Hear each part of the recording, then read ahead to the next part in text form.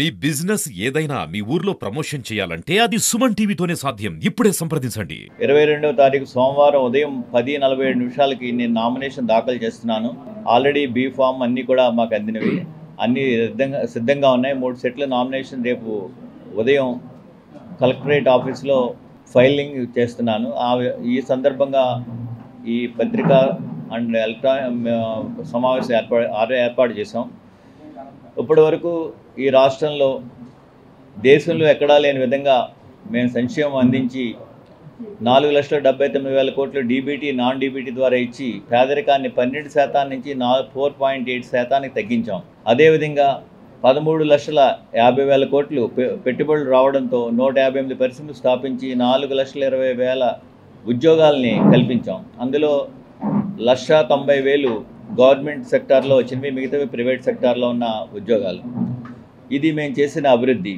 మూడోది విద్య.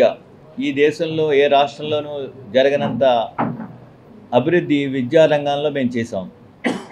ప్రభుత్వ పాఠశాలను ఆధునీకరించి నాడు నేడు అనే కార్యక్రమం ద్వారా రెనోవేషన్ పూర్తిగా చేసాం. ఇంగ్లీష్ మీడియం పెట్టాం. ఆల్మోస్ట్ 90% స్కూల్స్లో ఇప్పటికే ఈ రెనోవేషన్ కార్యక్రమం పూర్తయింది. అదేవిధంగా గవర్నమెంట్ స్కూల్లో కాకుండా ప్రైవేట్ స్కూల్లో చదువుకుంటున్న వాళ్ళకి కూడా అమ్మఒడి, విద్యా దీవెన, వసతి దీవెన, ఫీజు రీయింబర్స్మెంట్తో విద్యకి అత్యధిక సపోర్ట్ చేసిన ప్రభుత్వం ఈ దేశంలో ఏదన్నా ఉందంటే అది వైఎస్ఆర్సీపీ కాంగ్రెస్ గవర్నమెంట్లో మాత్రమే, ఏపీలోనే మాత్రమే జరిగింది.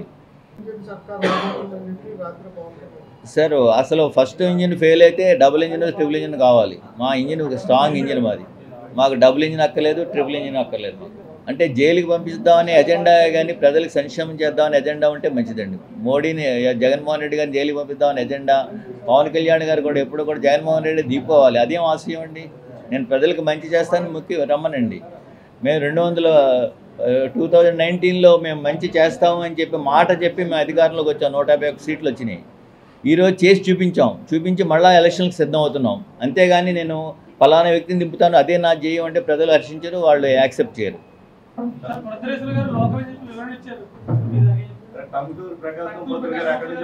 టంగుటూరి ప్రకాశం గారు ఆవిడకి తెలియదేమో, మళ్ళీ ఒకసారి చరిత్ర చదవమనండి. ఆయన చిన్నప్పుడే రాజమండ్రి వచ్చారు. ఆయన చిన్నతనంలోనే, నేను చిన్నతనంలోనే రాజమండ్రి వచ్చాను.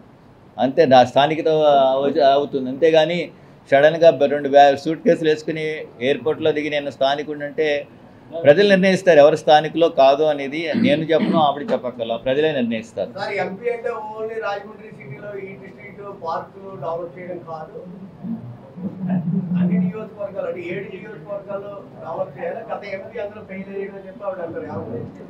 అందులో వాస్తవం లేదండి. రాజమండ్రికి ఎక్కువ ప్రాధాన్యతను ఇచ్చి ఉండొచ్చు, కానీ అన్ని 7 నియోజకవర్గాల్లో కూడా 50 to 60% డ్రైనేజ్, రోడ్స్ అన్నీ కూడా కంప్లీట్ అయినాయి సార్.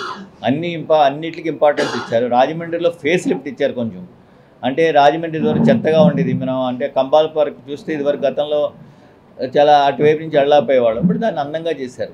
డెఫినెట్గా రాజమండ్రి మీద కొంత ఫోకస్ ఎక్కువ పెట్టారు, కానీ మిగతా నెగ్లెక్ట్ చేయలేదు. అంటే ఒక రాష్ట్రాన్ని మంచి దశలో చేయడానికి ఒక 5 సంవత్సరాలు అనేది కొంచెం తక్కువ పీరియడ్. అట్లీస్ట్ 2 టర్మ్స్ వస్తే డెఫినెట్గా చేయగలుగుతారు. ఇప్పటి వరకు కూడా 70% పనులన్నీ కూడా చేసాం.